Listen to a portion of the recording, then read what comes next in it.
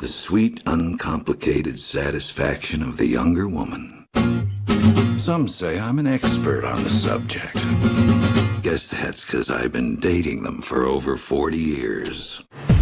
Harry Sanborn was living every man's fantasy. I brought some champagne. I'll put it on ice. You stay where you are. I have an intruder in my house. You don't understand. I'm dating your daughter. You're dating my daughter? Now, who would have thought that would be worse news? But this holiday season... Never been married, Harry. No. Harry was once engaged to Diane Sawyer. What? I'm impressed. Women your age love that about me. Honey, what are you doing with this guy? He's fun. What are they listening to? Oh, Marvin Gaye? That's disgusting, Zoe. Stop it. Did she say mom? The Ultimate Bachelor Did you take any Viagra? Deep Viagra. Positive? Because I put nitroglycerin into your drip. The combination could be fatal. is about to encounter Your dad's gonna be okay. He's not my dad. I'm sorry, your granddad's gonna be okay. something new.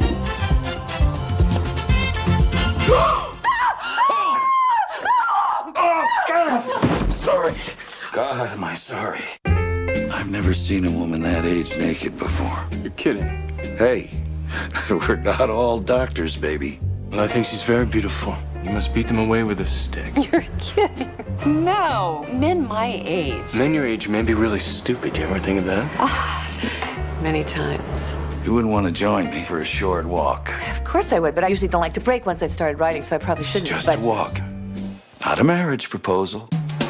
From the director of What Women Want. What about Mr. Midnight here? Rule of thumb is, if you can climb a flight of stairs, you can have sex.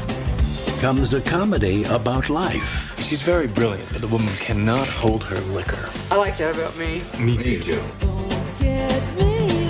What it takes I can't decide if you hate me or if you're like the only person who ever really got me.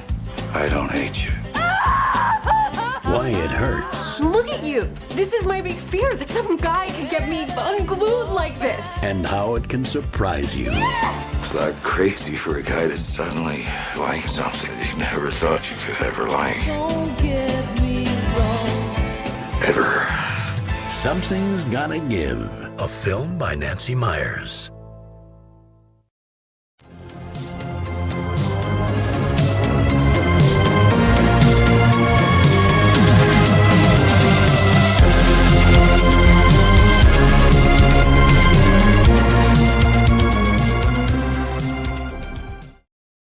And welcome back to the Movie Hero Network. This is Wheel of Movies, episode number 55, and we're discussing Something's Gotta Give, starring Jack Nicholson and the late, great Diane Keaton, and we're doing this episode in honor of Diane Keaton. I'm Austin Pez Howell, and I'm always joined here with me, Richie Goodacre. How's it going, buddy?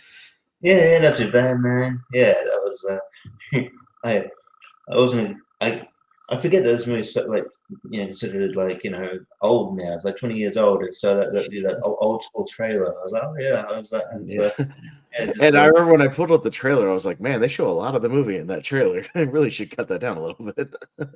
they do, yeah.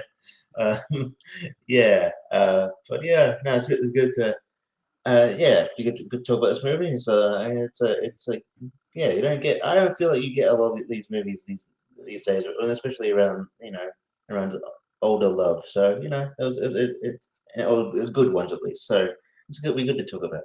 Yeah, no, for sure. And I got very lucky because my Regal has been showing a lot of old movies lately. And this past week they showed, it seemed like, just a week of like sort of rom-com type movies.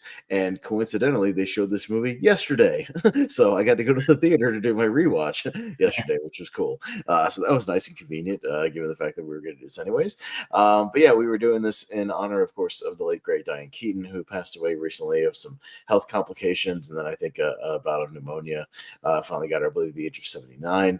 But yeah, she had a very, very prolific career, going back all the way, obviously, to the 70s. Richie, any kind of overall, like, what's your history maybe with Diane Keaton, or what you kind of primarily knew her from, things like that? Yeah, I'll be honest, I haven't watched a lot of Diane Keaton stuff, but I think that's the first time I saw her was like in Godfather, Godfather, and then like she like I would see some of the stuff like sort of periodically here and there, like she'd pop up in, like it was like mainly in sort of like as the mum and sort of like your rom-coms and stuff like that, or your and I think there was that other Woody Allen movie that's sort of like not worthy known as a about like what's it called, the Manhattan Murder Mystery or something like Manhattan. Yeah, Manhattan Murder Mystery. Yeah, that's 93. Yeah, a lot of Woody Allen movies. Yeah. Yeah, and I saw that, and then six. I saw it, and is it Father and the Bride, and so I haven't like checked out like a whole like filmography, but from where I've seen her, she's always like she always sort of like to the screen. She's very very charismatic, and I'll set up. This will be a theme when we get into it because maybe I connected this movie because I might also like older chicks, so she's really quite hot in this movie. So yeah. I can't disagree. As somebody who dates an older person myself, I can't disagrey. So hey, nobody can say that's creepy. At least hey, I'm dating up. So but yeah, no, I mean, I maybe I share something with Keanu Reeves in this movie because there's an interesting sort of love triangle thing going on. We'll talk about it in the movie. But yeah, Diane Keaton. I remember when I was first getting into movies, kind of in the early 2000s, kind of becoming a cinephile. Obviously, I saw the Godfather movies, and she's great in those. And we could have done one of those, but it's like, can we really cover like Godfather 2 in like an hour? Not really. So and it's like I'm pretty sure that's on the wheel multiple times. I'll get there. Yeah, we'll get there. I mean, it's like we'll get to the movie eventually. So I wanted to cover something kind of unconventional in our filmography. But yeah, I mean, I saw like Annie Hall, I saw Manhattan, like some of those early Woody Allen movies. My girl was even telling me she really likes a movie she did in like 2007 with Mandy Moore called Because I Said So. Have you ever seen that? I know of it. Yeah, she's like a mom of like 3 kids in that one, trying to like set up Mandy Moore with a guy in that one. So yeah. I remember a movie she did where they think they commit fraud. It's like Queen Latifah and Katie Holmes. Things called Mad Money. Remember that movie? Right. Yeah. And then my mom was a fan of her because she was in some of those mom pleaser movies, the First Wives Club and the Book Club, things like that. So I mean, so she became kind of one of those staples. But yeah, no, I agree with you. I think she's always kind of a bright presence on the screen, and she always kind of livens things up.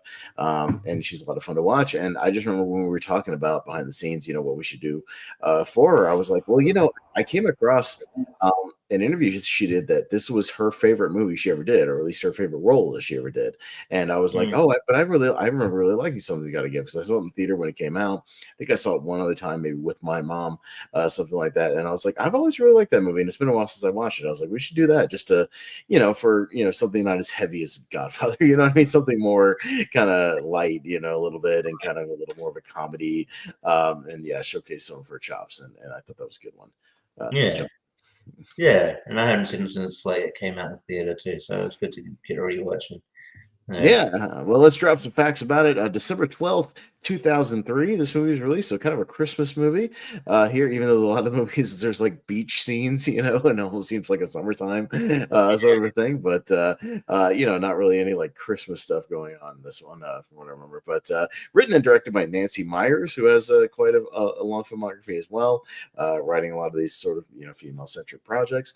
A budget of $80 million, which seems a little high for this movie, but it could be because I think both of them or some of the people. Yeah, I think Nicholson commanded a good 20 million around this time for a movie, or he would get it would either be that or he'd get like 10 plus some back end kind of stuff. He had a lot of those deals as well.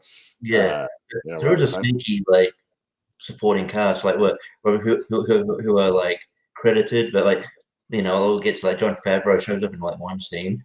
And then Frances McDormand, like who's been like Oscar winning or Oscar nominated, it's just like her sister in the movie for like a couple of scenes. It's jarring because she'd become like a lead, later on she starts sort of not long after this sort of thing, and a few more years she's just mainly just like a leading a lead actor. It's like leading it's weird seeing her in supporting nothing role kind of. Yeah. And then again, another role, and at this time, I mean, Keanu Reeves is a pretty big star, so to see him as kind of in a more supporting, role as well, just kind of being this kind of extra, love interest in the movie. Hey, maybe you just really like the script. I can't blame him. It's a fun little movie.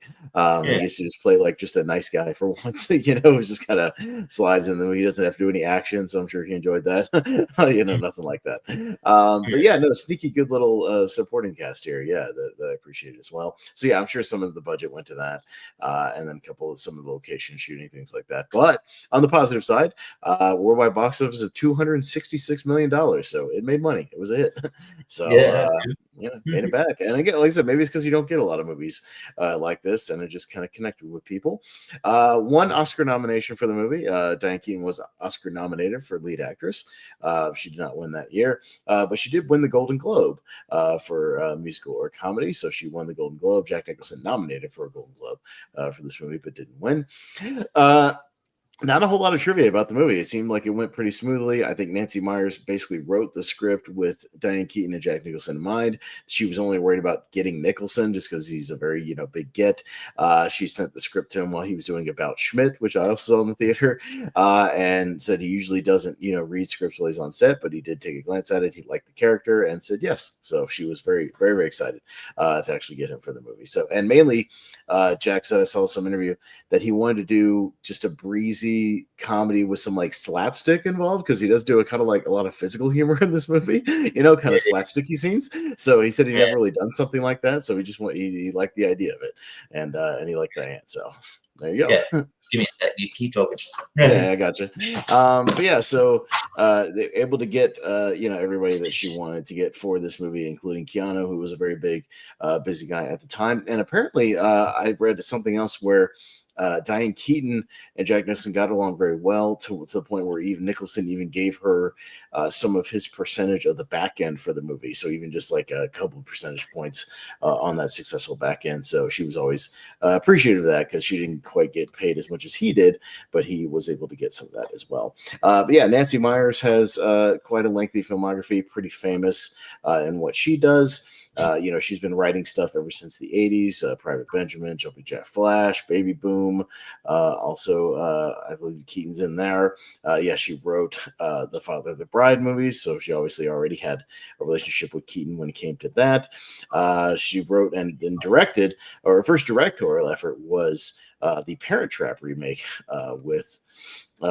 for Disney, and What Women Want, and then Something's Got to Give, The Holiday, It's Complicated, and most recently The Intern with Robert De Niro. And she did the short where they did kind of the Father of the Bride 3 thing, which wasn't actually a movie. They did like a little short film. Yeah. So Actually, yeah. Don't mind like as far as like rom-coms go, like, or whatever those things. I don't mind most of those movies. That's pretty. Yeah. Oh, yeah, that's actually a pretty good slate.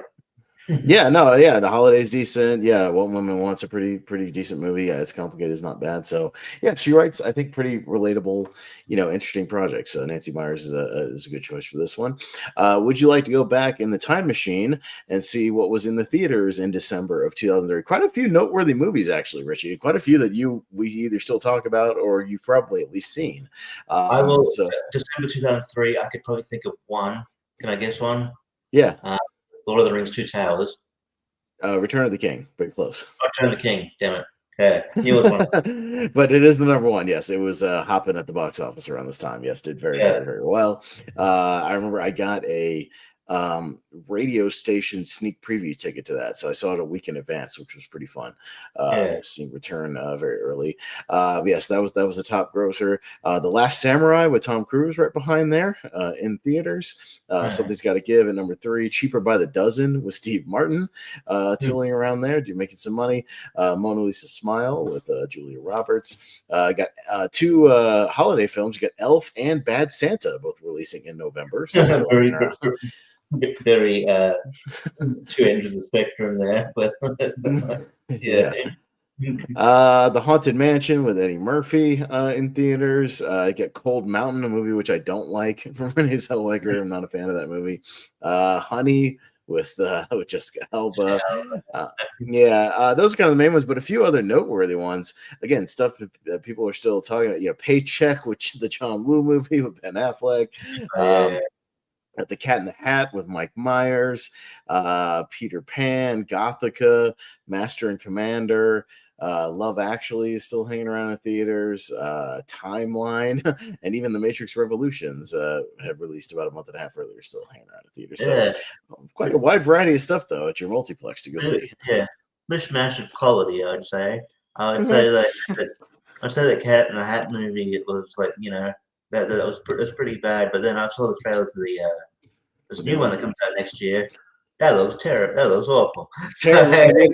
And you know the worst thing about it is they delayed that movie from I think it was supposed to come out like this February, so they're still running the trailers, and they've updated the trailer with the new release date, so it says November because they delayed it to November of 2026, but they're still showing the trailer, and I'm like, are we really gonna have to see this trailer for like a year? This is insane. No.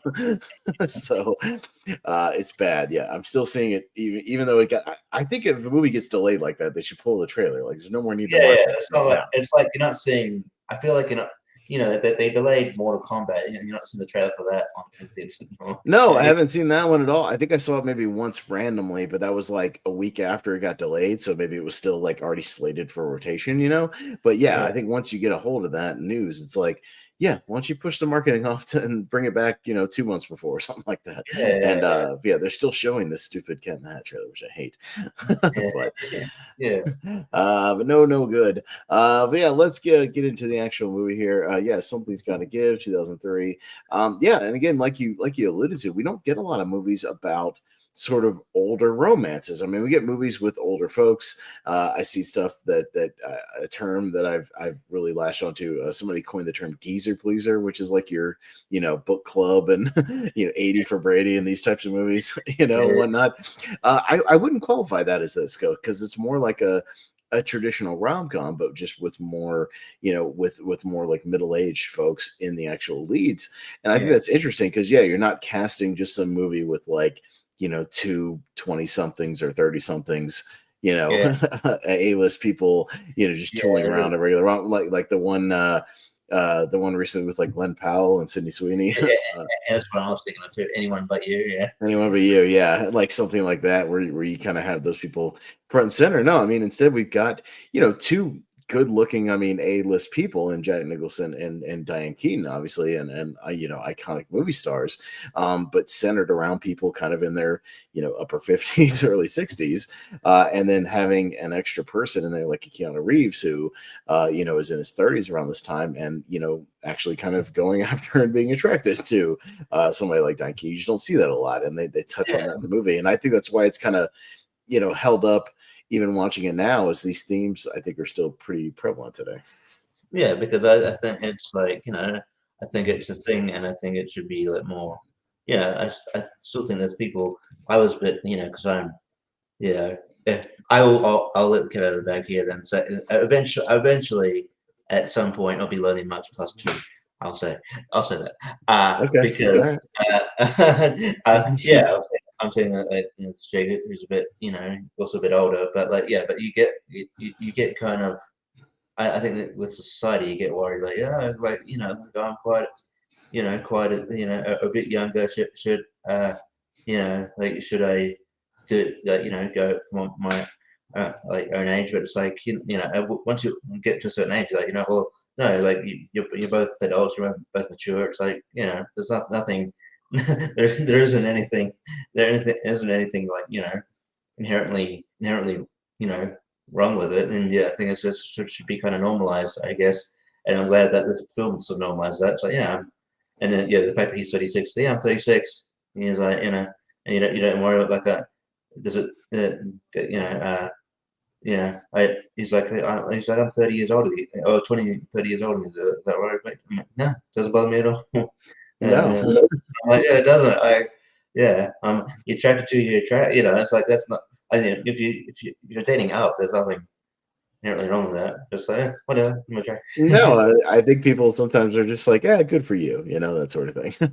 As opposed to, yeah, if it's the other way, in society now, I think, people look at, somebody like Jack Nicholson, and his age in this movie. I think his age, they say his age is like 63. I think, was dating like a 30-year-old, Amanda Pete. I mean, he is sort of a quasi celebrity, so I guess it's, people kind of turn the other cheek when it comes to that. But if it was just some, Joe Schmo down the road, I think it would be like, oh, that's a little weird, right? Because we do joke about how, like, there's the running joke about Leonardo DiCaprio, like, dumps them once they turn 25. It seems like, like he's always dating somebody like in their, early 20s or something like that. So but he's DiCaprio, it just kind of is what it is.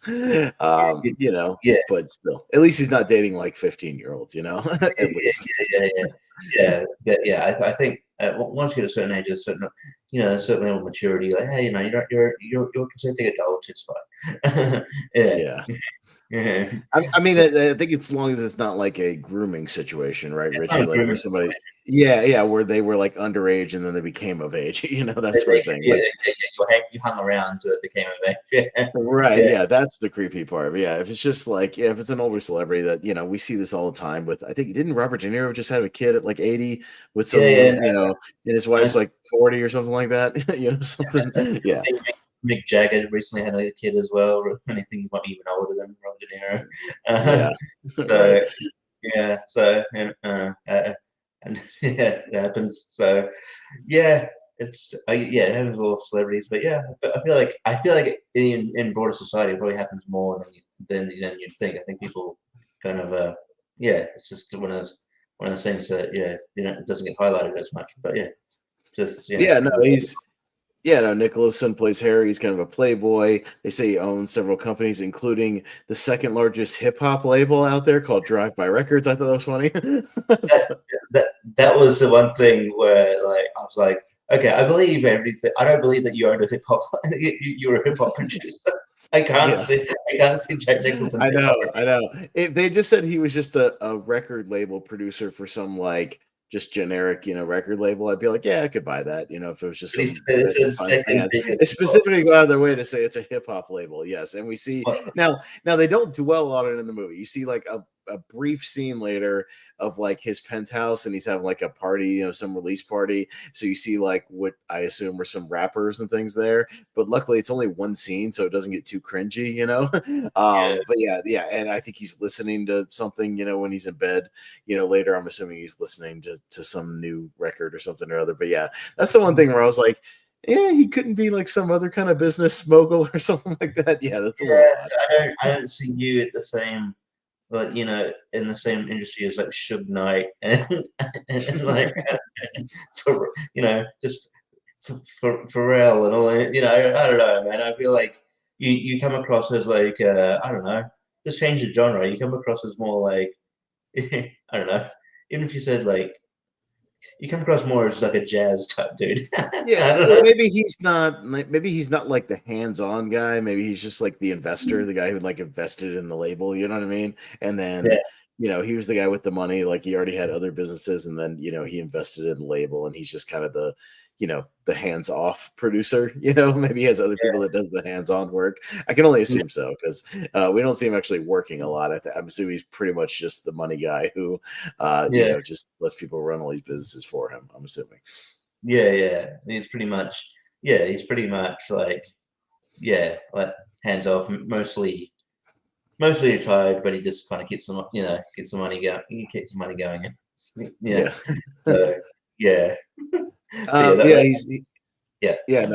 but he's heading to the Hamptons with Amanda Pete, who he just kind of started dating, very, very recently.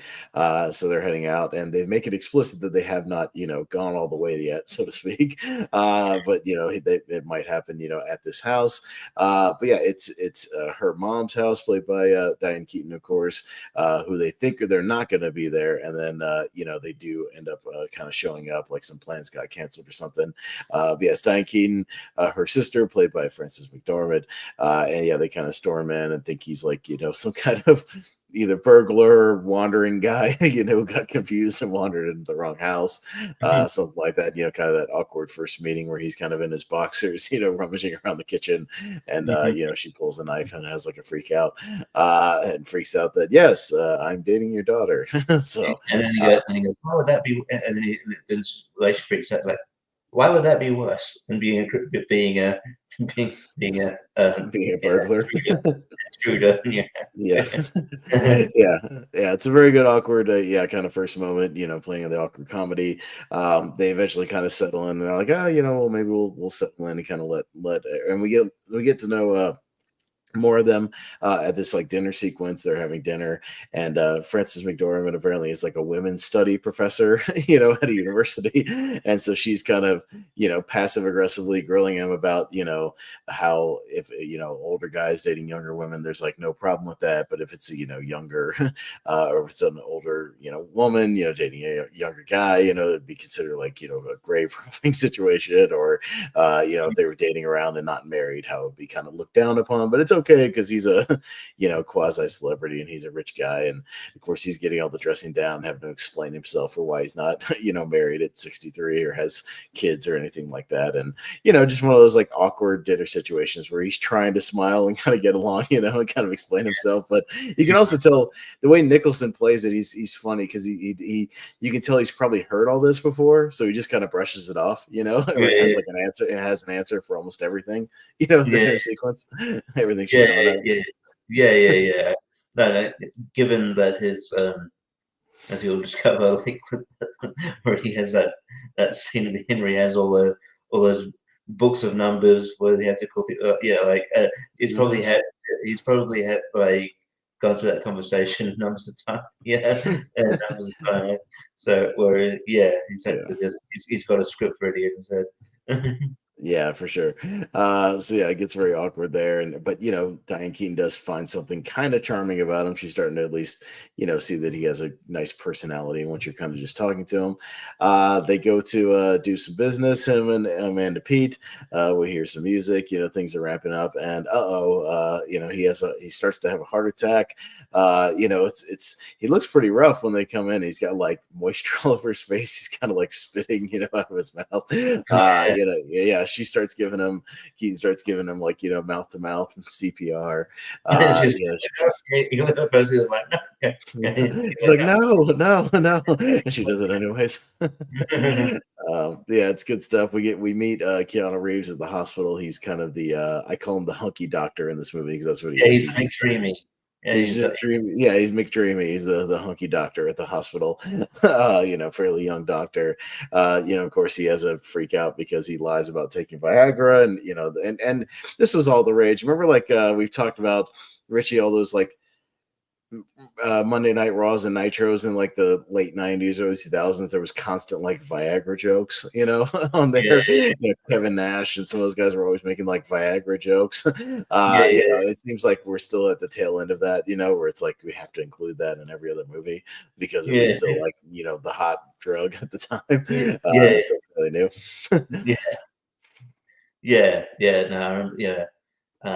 Or some type of get it, or sometimes a pill, or being drugged on Viagra, or like some this is like obviously the American Pie kind of period where obviously Viagra is present, or just even like Viagra, either Viagra jokes or like jokes about women pills or something. It's funny because talk about Kevin Nash. I think of also the scene in Longest Yard where they take the estrogen pills. But there's very that kind of adjacent jokes as well. So this is definitely the period for that. Then they kind of like, we'll run those jokes into the ground. Right, for sure. But there is a good, bit of again the slapstick, silly humor, where he gives him like a sedative, to get him, help him get some sleep. He says he's going to be able to loop it, and he starts wandering the hallway of the hospital, in an open robe. Of course, that old gag. But I Yeah. do think Nicholson does his best to sell it. Just kind of stumbling around. He's kind of giggling. He's like, just bouncing off the walls, and they have to get him back again. You can tell he probably had fun just kind of improving, Yeah. some of the stuff and Yeah. like just being silly, stuff that we don't get to see him do a lot. It looked like he was about to take a piss at one point. Like it looked like he was about to. Oh, yeah, he's like, I gotta take a whiz, and they're like, okay, let's go this way. That would come into play later at in Keaton's play, as we'll see. There's like a whole like musical number about the naked Harrys or something like that later in her. They put the ass prosthetics and Yeah, yeah, yeah. They need him to stay near the hospital. They let him go, but he's got to kind of stay nearby so the doctor can visit him. So he's going to stay with Diane Keaton, kind of at the with Erica, I should say, at the Hampton house, and of course she doesn't want to do it. But yeah, I mean they kind of start getting to know each other a little bit after an awkward situation, of course, where on the first night he's kind of wandering around the house at like 2 a.m. She takes her clothes off and is wandering around, and admittedly with the door open to her bedroom. She probably should have closed the bedroom door, a little bit. But she thought he was asleep, and yeah, there's that bit you see a little bit of the trailer where he sees her, and he's just like, "Oh, and he's doing the fake, like, kind of stumbling backwards into the pictures and into the walls. And again, it's a very physical comedy performance from Nicholson. A lot of stuff we don't get to see from him, in a lot of other movies. It's a good moment. And he's like, relax, don't worry, I didn't see anything. I didn't see a tits. It was more like a silhouette, kind of in shadow. So it gets weird and awkward, and but they kind of lighten things up a little bit. And what program was they using on the laptop, Richard? Was that like an AOL Instant Messenger thing? It was like I think it was just before like MSN. It wasn't MSN, definitely. I think it might have been a sort of AOL, almost like maybe just a slight upgrade from like Tom Hanks and was it like no, that was more email, but like it was definitely like especially AOL, but yeah, it was. I couldn't work out. It was sort of nondescript, but I think it was totally AOL. It was probably just some generic one they made for the movie, I'm sure. Yeah, just kind of back and forth. But yeah, I know that stuff was all the rage. In the early 2000s because text messaging wasn't really super hot yet. Some plans had that. I think you even see her throw like a quick text later, but it was that old school texting, Richie, where you had to type the number several times. To do the C, you had to type 1 3 times and to do the really slow stuff. Yeah. So, you had to keep everything very, very short. So yeah, if you wanted to do the instant messenger thing, you had to hop on a laptop or a computer and do type it out, have somebody online. But I do remember doing that with a couple people, so that was always kind of fun. Around that time, kind of early text messaging sort of stuff. But they use that to kind of smooth things over. They're kind of typing back and forth and just sort of making some jokes, and they have like a little pajama party that gets interrupted, and and what we thought was Amanda Pete, kind of breaks up with him, or he breaks up with her. They kind of break that off. But we have to get her out of the picture because I was like, oh, is this like a love rectangle movie? Like not a triangle. So I was like, what happens to the Amanda Pete character? And it's like, okay, she, just kind of breaks it off, after a few days. And then she has a brief subplot that sort of, it's not super important to the story, but then she like goes out with another guy who like, breaks up with her and like marries somebody else 3 weeks later. She feel like she could be lovable or whatever, or she's like one of those. I mean, we all get that. I mean, people have always into it where it's like you don't want to even work. And she seems like the type of person who's like in love with the idea of being in love. So she's like, maybe like get dipping in and out of relationships quite quickly. So she breaks up with this like, I don't think he I don't think you ever see him, do you? And he breaks up. I don't think so. No, I think it's just kind of all off screen for the most part. Yeah, and it's just sobbing, and then then she ends up with this other dude later on, like not too far. Yeah, Yeah. but yeah, But yeah, kind of Keanu kind of enters the scene. Back again when he's checking up on Harry, and starts to flirt with Erica, and eventually asks her out. So of course, and Harry kind of pops up because they've had a few conversations here and there, and he's you know realizing he's sort of kind of interested in her as well. But Keanu kind of gets there first, and yeah, they go out. But again, I feel kind of bad for him in this movie because not to skip ahead to the end, Richie, but like he's like a super nice dude.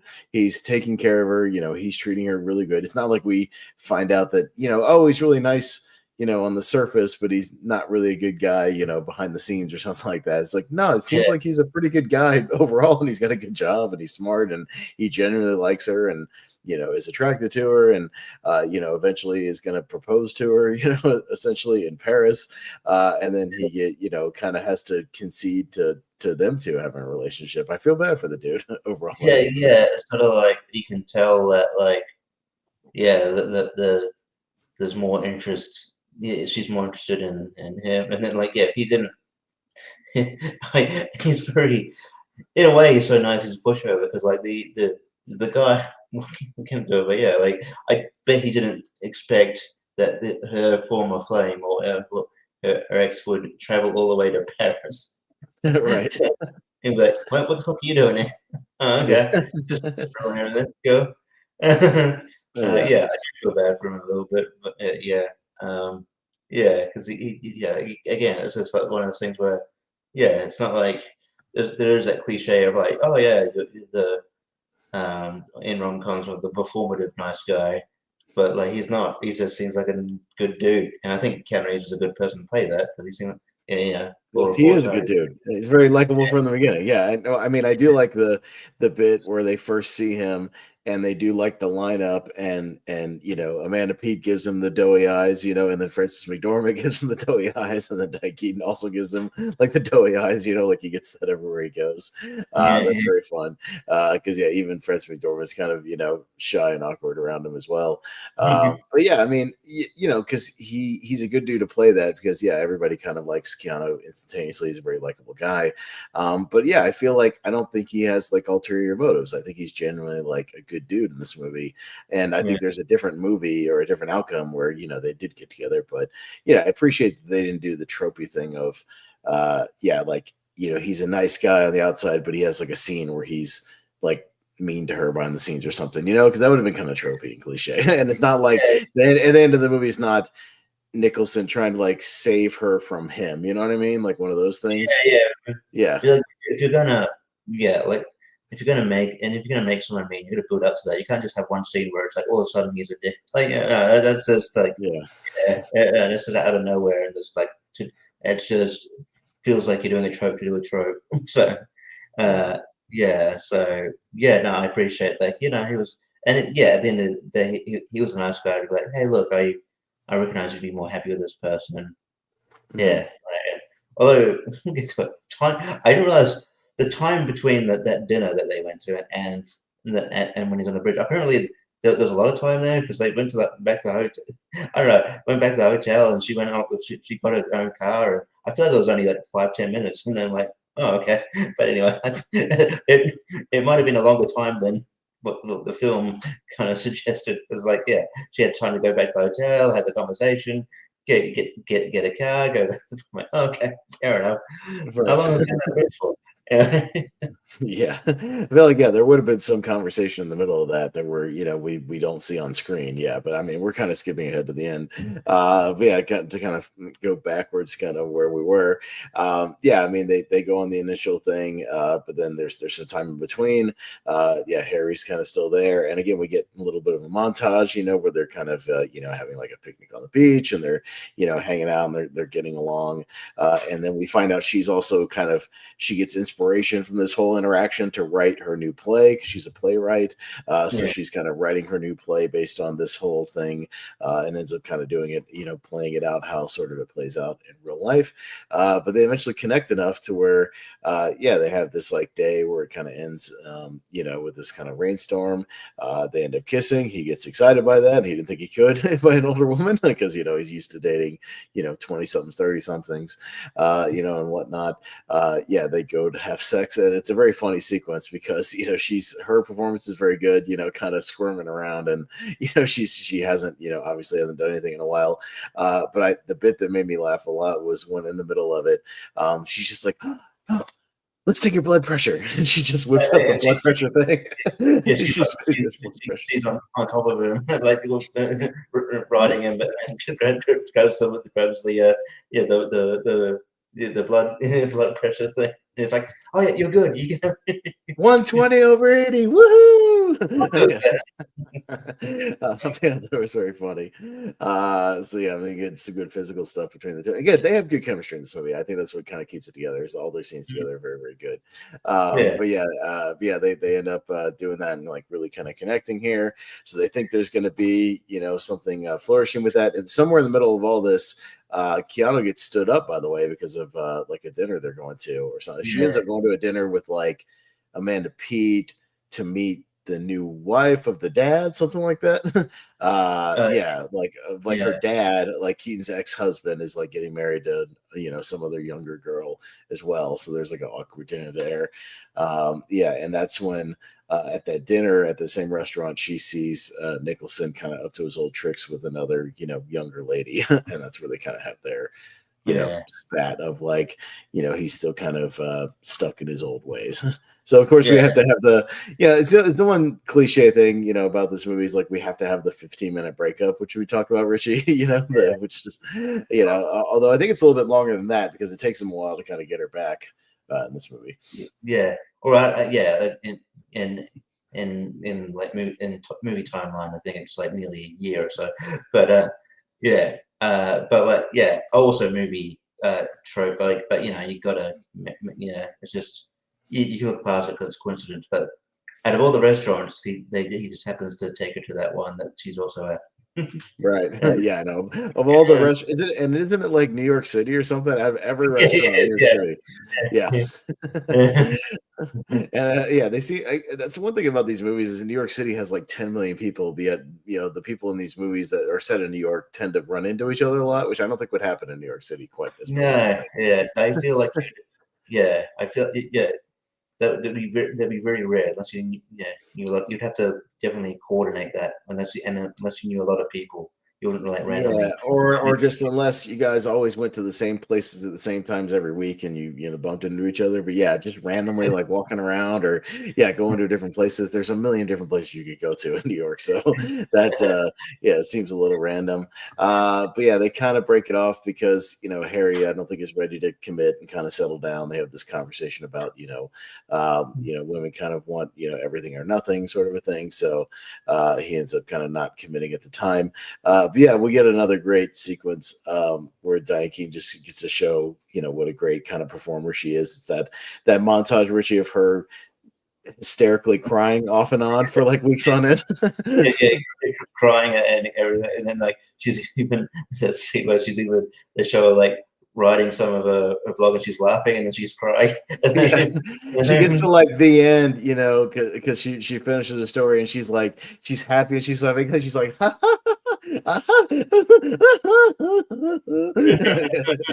That's very funny. She's just breaking out in random crying. It's very, very funny. Like Keaton, again, I think she has great like physical timing and she's very good here. And it's one of the highlights of the movie is like I was laughing quite a bit in the theater.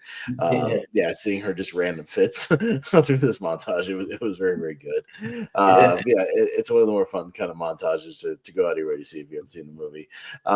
She ends up kind of we jump ahead a little bit, I think a couple of months or so, she's getting ready to open the play, we see that basically the play is about her and Harry. Essentially they're auditioning auditioning, people to play Frances McDormand's part. They're auditioning, people to play Harry. Yeah, they've got all these guys lined up in robes, ready to do like a dance sequence, like you said, with the prosthetic, butts on them doing like a dancing Harry sort of a thing. And then he realizes kind of it's about him, and he's just like throwing his arms up, like, really? so I was the inspiration for your new play. Yeah, it's another good little sequence where he figures that out. And yeah, he's having panic attacks, not heart attacks, but he keeps thinking he's having heart attacks, Richie. Where he keeps like grabbing his chest, but he's having stress panic attacks essentially. But they're not heart attacks. But yeah, and I forgot that there was one other person who's in the movie that I forgot about. The doctor that he goes to see a couple of times later in the movie is Rachel Keaton, who's Total Recall. the girl Total Recall. Yeah. Yeah, she's the doctor in these later scenes, and I was like, "Oh, there she is! There's Total Recall. Nice." I forgot about it. Yeah, she's also kind of pops up in the movie, so that's fun to see.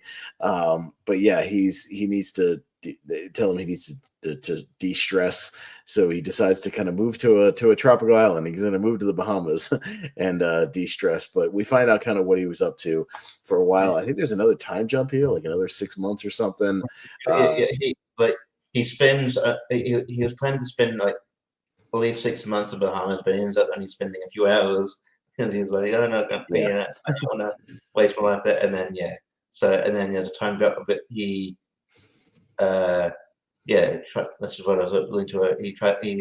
He wants to learn about, I guess, himself, or why thing broke down, I guess, and just contact every go on a road trip and contact every ex he had, but he's got like a shoebox full of like old phone address books and stuff like that, like a whole box of them. So I don't know how many he's dated. Got to be 100, 200, just like of these, random flings.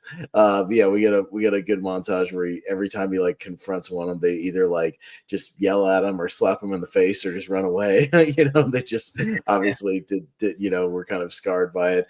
And then he said there was one woman who actually sat down with him, like at a coffee shop, and she wasn't happy about it, but she actually fully like talked to him and kind of explained, the impact that he had on her. Yeah, that's another fun one where you figure out what he's been doing, for the last months. Yeah, Diane Keaton, her play is a success, so she's doing very well. And we find out Amanda Peet, he goes to visit her. She's pregnant with a new husband, so she got married fairly quickly, and she's going to have a baby. So he's kind of happy for her as well. And then we get this whole kind of final sequence where he goes and flies to Paris, because I guess he finds out she's going to go to Paris for her birthday. But I guess he doesn't know that she's still with Keanu, right? Like, I think. Yeah, or he hasn't been in contact with her, so he doesn't know that they've still been going steady, for however long it's been. But he's still treating her good. It's not like a bad thing. He's still treating her good. He takes her to Paris for her birthday. Yeah, finds her in the restaurant.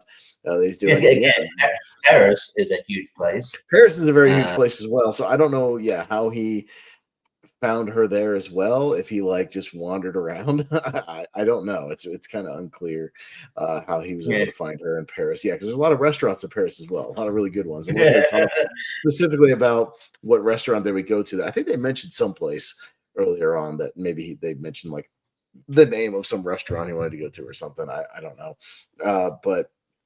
Yeah, but Keanu's gonna propose to her because he has like a box, and he kind of does.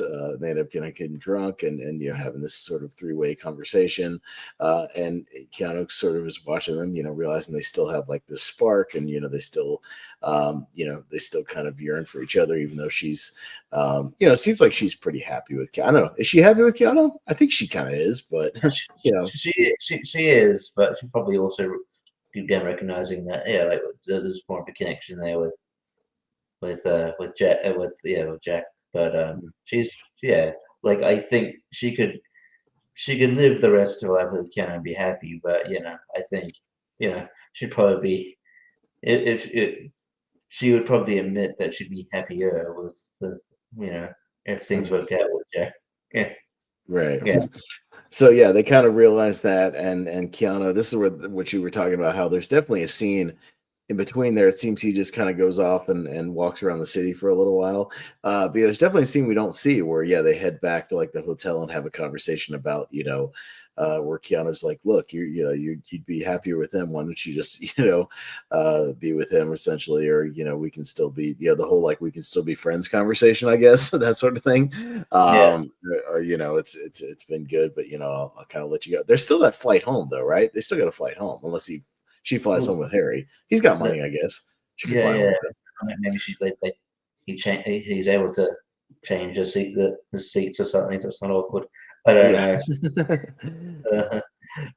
Yeah, because it's like he must have been on the bridge for longer than I thought. Like he's on the bridge, and he's sort of, a bit upset, obviously upset about how things have transpired, and kind of, sort of prophetically praying to, to whatever, heaven says to, like, what do I, what next? What I have to do? And then yeah, he happens to hear a car, which, like, it's weird that he thought, oh my god, that must be a sign. It was like, that could be anything. It's just a car. Well, again, they're in Paris. There's probably a lot of cars, right? In a large city like that. Yeah. But yeah, anyways, again, it's a movie. What are you gonna do? You just have to assume people can find each other in these big cities in movie world. But yeah, I mean, they kind of profess, their love, and it's the first time he's ever been in love.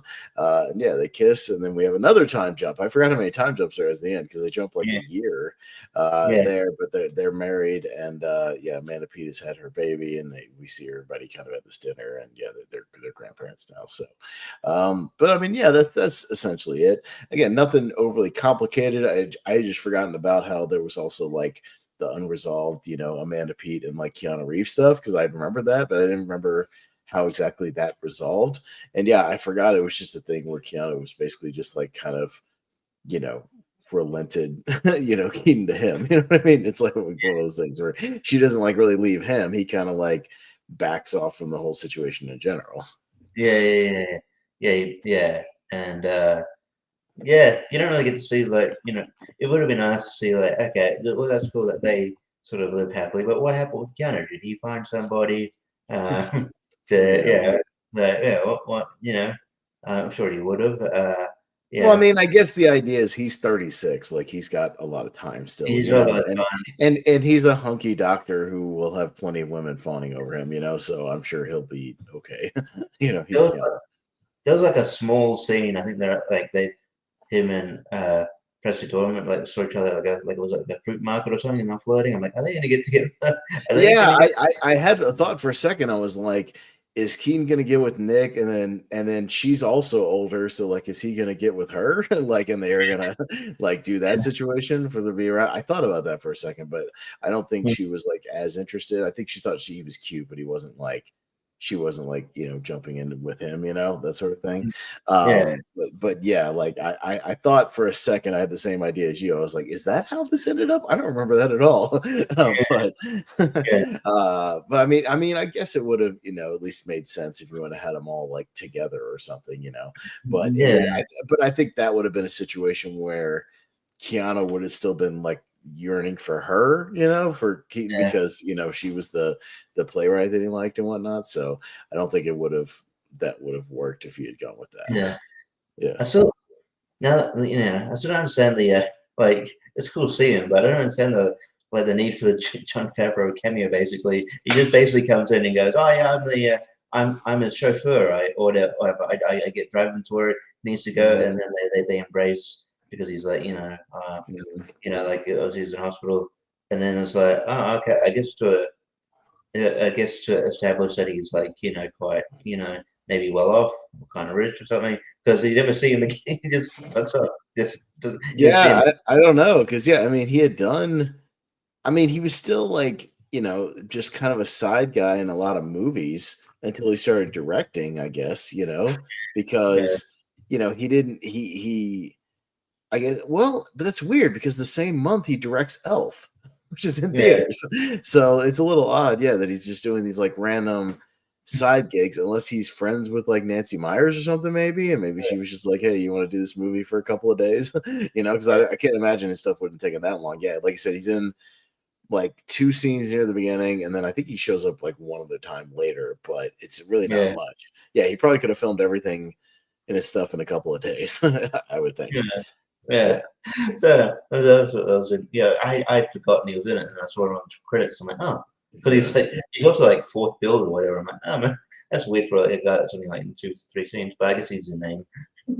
Yeah, I mean, he's about the same build as Amanda Peet, but I feel like Amanda Peet has more to do with the plot than he does. At least. Yeah. You could have had any random character. I mean, you could have had Stephen Tobolowsky or some other character actor play the Jon Favreau part, and it would have been, relatively the same. That's really distracting. Like, hey, that's that guy. But get I don't know who kind of looks like Jon Favreau as a character. Get Art LaFleur to do it. It would have been the same thing. Get Art LaFleur or like George Wendt or somebody, for a lot cheaper. That would work. I miss seeing Amanda Peet in movies. So it's like she was in a lot of these like rom-coms back in like the early to mid 2000s. I remember. I think that when I first sort of took notice of her was in like the whole 9 yards, where like she's at one scene she's naked, and I'm like, I don't hate that. But and she's in like Saving Silverman around this time, and like and then a couple of thrillers. Like I just watched I just showed my girl Identity. I forgot she was in Identity. She's in that horror movie the same year. High Crimes. High Crimes, Whole 10 Yards. You get Melinda and Melinda.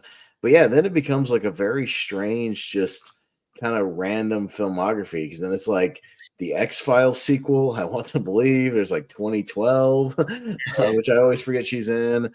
A small part in like The Way Back and Identity Thief. And then really, she didn't do anything for a while. She's got a gap where she 2015, she's in Sleeping with Other People, the Sudeikis movie. Yeah, she's in that. And then she skips all the way to 10 years to a movie from this year called Fantasy Life, which I don't think I've seen. It's some comedy with like looks like Judd Hirsch and Bob Balaban and Andrea Martin or something. I don't think it's actually been released wide yet. It's had some festival stuff. I was seeing she might be doing TV. She was on a show called Brockmire. She was on The Good Wife. A couple of random things here and there, but yeah, she hasn't really done a lot. I guess she's on that Fatal Attraction TV show right now, apparently. Okay. They've been doing that TV version of Fatal Attraction, I guess. Yeah. So it only had one season and it was canceled, so she was on there, unfortunately. So it seems like she kind of switched to like trying to go after different TV shows, but none of the TV shows she was in were stuck very long. Not a whole lot of them really stuck around, which I don't blame her. I mean, everybody, in the 2010s, TV became a much higher degree of of work. You know what I mean? You had more A-list people like doing television. I think one of the things that kicked that off was probably True Detective. Breaking Bad. With McConaughey. Like because like in the maybe 90s or 2000s. So if you're on TV, that was like considered, if you got a lead role on TV, and you were known as movie guy, that was considered like a demotion.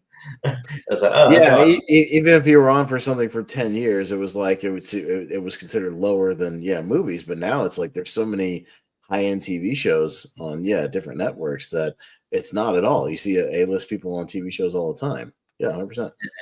Yeah. So interesting. And I think she's married to one of the Game of Thrones writers or something.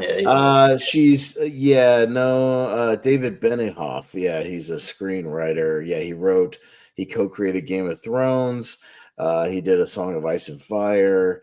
And then he wrote some movies. He wrote like Troy and 25th Hour. He wrote Gemini Man with Will Smith. He co-wrote X-Men Origins Wolverine.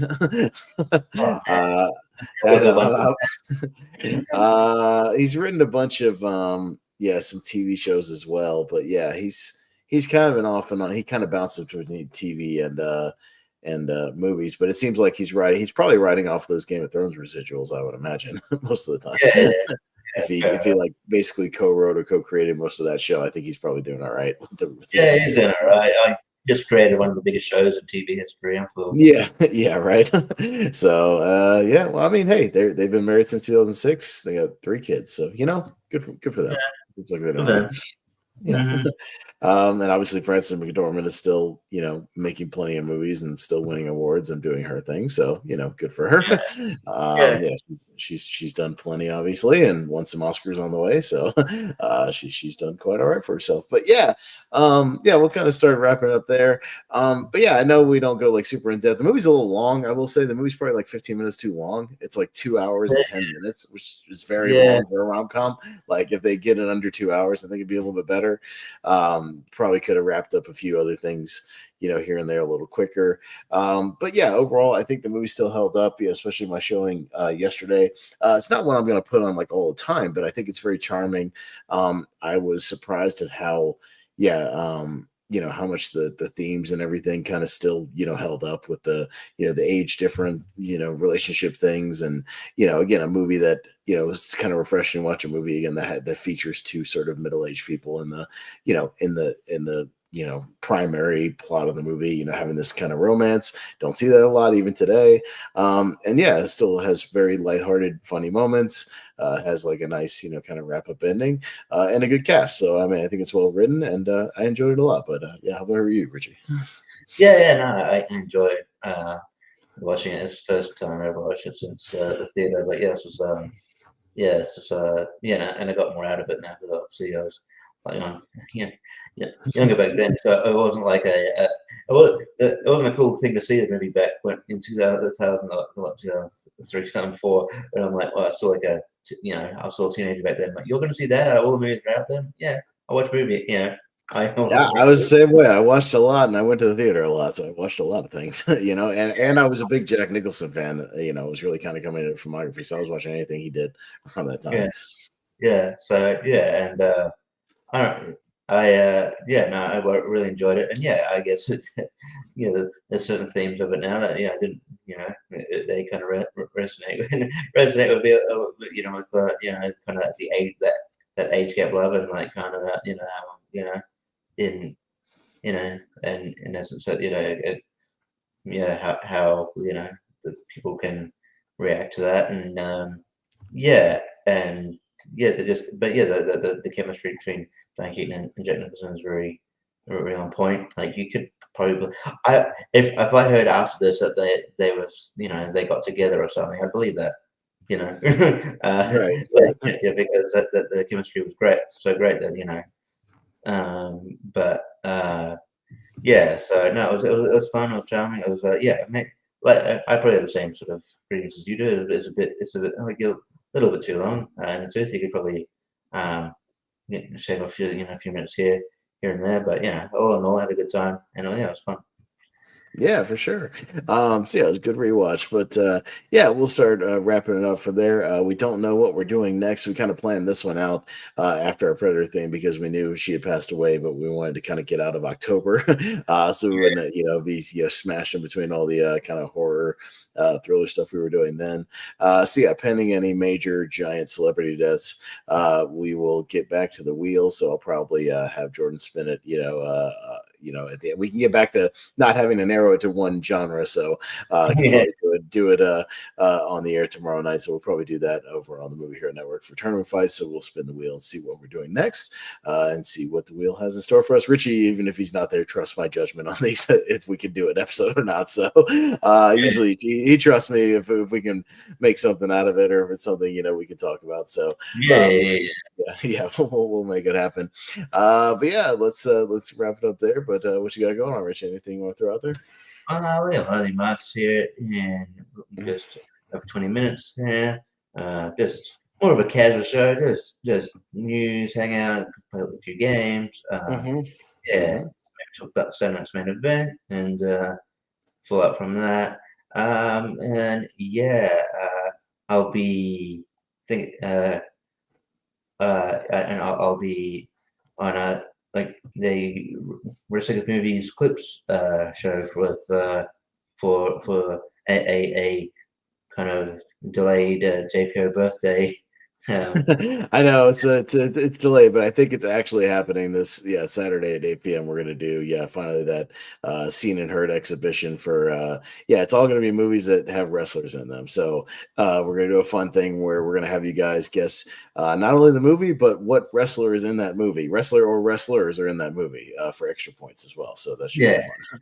Yeah. So yeah, that'll be fun. Fun times. So yeah, check that out, and yeah, on the other channel sometimes as well. Over the horror occasionally. I'm on Monplex occasionally, and all the other long time, first time when we're not doing this, I'll call in. I've seen stuff. So check me out there. Yeah, for sure. And you can find me back on the Movie Hero Network. I'll be back this week. I'm kind of off my vacation now, so I'll be back on the channel. We'll be doing our first part of our fantasy movie series, so that should be very interesting. I'm not a big fan of a lot of the movies on Friday, so we'll see how that goes. It's a lot of Studio Ghibli and Lord of the Rings and Harry Potter movies, and they're not really up my alley, but we'll see. So I'll see if there's a few I can get behind. And then myself and Wolfman over on his Here's the Thing channel will be doing our monthly mistake drinking game to tie in with Predator Badlands, which gets released this week. We'll be doing what we both agreed is probably the worst of either franchise. We're doing AVP Requiem for our drinking game. So we can even drink every time you just can't see what the hell's going on.